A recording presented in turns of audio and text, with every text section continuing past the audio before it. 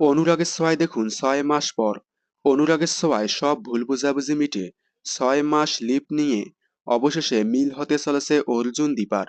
চারিদিকে শোনা যাচ্ছে লো টিআরপির কারণে স্লট হারা হলেই খুব শীঘ্রই বন্ধ হয়ে যাবে অনুরাগের ছোঁয়া। তবে শেষ মুহূর্তে হয়তো অর্জুনের সাথেই দীপার মিল দেখিয়ে বন্ধ হয়ে যাবে অনুরাগের ছোঁয়া। কারণ ধারাবাহিকে বেশ কয়েকদিন হলো আর দেখা যাচ্ছে না সূর্যকে। হয়তো আগামীতেও আর সূর্যকে দেখা যাবে না। তাই অর্জুনের সাথেই দীপার মিল দেখিয়ে মানে দীপা অর্জুনের বিয়ের মাধ্যমেই হয়তো ধারাবাহিক বন্ধ হয়ে যাবে।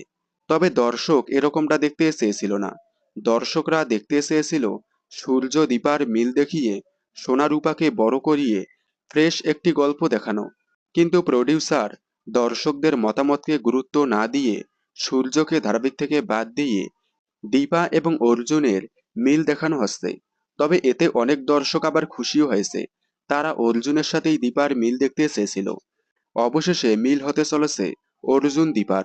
বর্তমানে ধারাবাহিকে চলছে অর্জুন দীপার বিয়ের তোড়জোড়।